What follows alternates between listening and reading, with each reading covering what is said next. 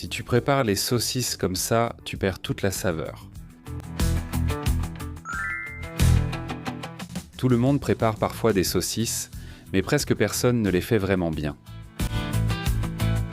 Et aujourd'hui, je vais t'apprendre comment transformer quelque chose de basique en un vrai péché mignon. Et attention parce qu'il y a un moment où ça passe de normal à incroyable. Si tu veux, mets la vidéo en pause et note les ingrédients.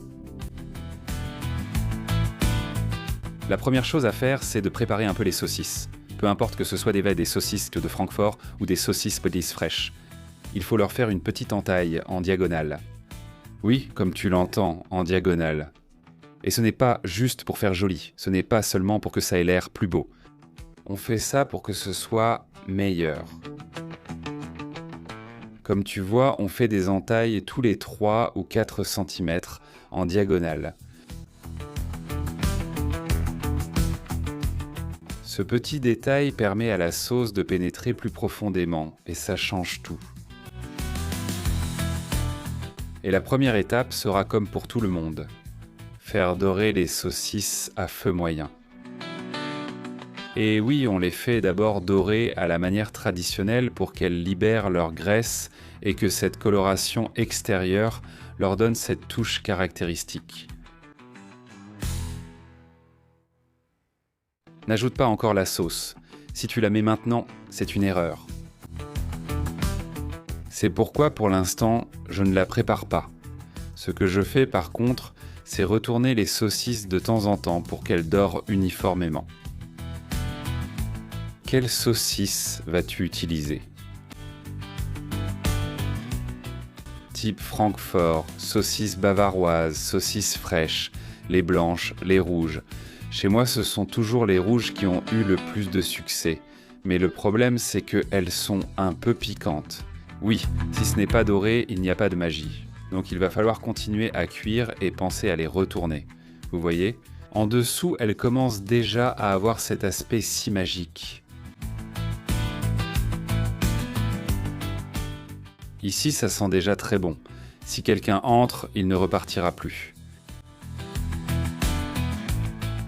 Quand les saucisses sont presque prêtes, j'en profite pour te parler de la super sauce. On va prendre du miel et on va en mettre 2 cuillères à soupe. Donc première et deuxième.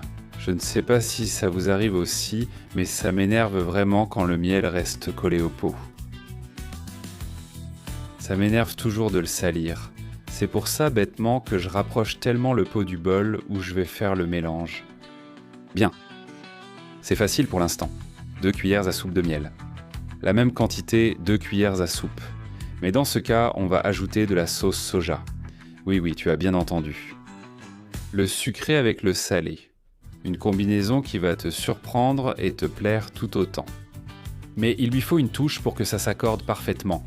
Et c'est une autre cuillère à soupe qui va l'apporter. Tu devines ce que c'est ? Oui, ketchup. Oui, c'est surprenant.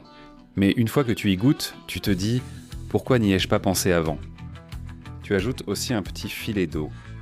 Et tu vas tout bien mélanger rapidement. Tu remues jusqu'à ce que ça devienne un liquide homogène. Ce sera la base de notre petite sauce avec laquelle nous allons caraméliser. C'est pour ça qu'elle contient des ingrédients sucrés. Et ça va lui donner de la brillance et une saveur intense. Et c'est super bon. Tu t'y attendais comme ça ? Tu croyais que ce serait un autre mélange ? Sucre, sauce soja, ketchup et un petit filet d'eau.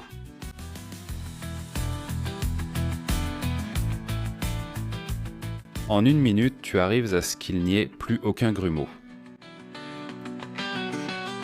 Maintenant, c'est bon. Êtes-vous prêts pour que la magie commence ? On y va avec la petite sauce. Et ça, on va le caraméliser. Attention, le feu doit être au maximum à feu moyen. Plus c'est lent, plus ça prend du temps. Mais on obtient aussi plus de saveur. Un autre détail important, c'est de faire attention à bien remuer la sauce. Si le caramel commence à coller, ça gâche tout. Donc il faut rester un peu attentif. Et la technique reste simplement de remuer. Feu doux, si tu mets trop fort, ça brûle. Et si tu remarques que ça commence à bouillonner trop fort, il faut encore baisser un peu le feu. Tu vois, quand tu commences à le tourner comme ça, les saucisses commencent à tout absorber et à prendre une couleur très différente.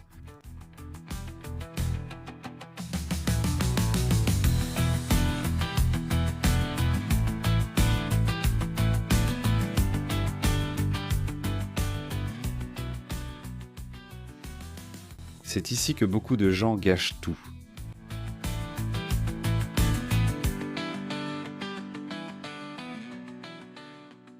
Après quelques minutes, tu vois que le caramel a fait sa magie. Elles sont devenues tendres, mais avec la petite touche croustillante du caramel à l'extérieur. Ce n'est pas un caramel dur comme celui des pommes d'amour. Mais c'en est un légèrement salé et délicieux.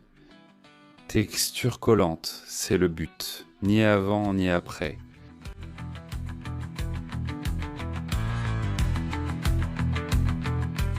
Sers vite parce que quand les gens les verront, ils vont se précipiter à table.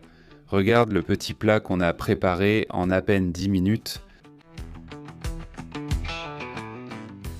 Regarde ça, il n'y a même pas à discuter. Si tu fais partie de ceux qui aiment profiter de tout ce qui reste dans la poêle, tu peux le verser par-dessus. Et avec un pinceau de pâtisserie comme celui-ci, tu étales pour donner la touche finale. Tu vois ça ? Et en goûtant ça, je te dis que tu ne pourras plus t'arrêter après.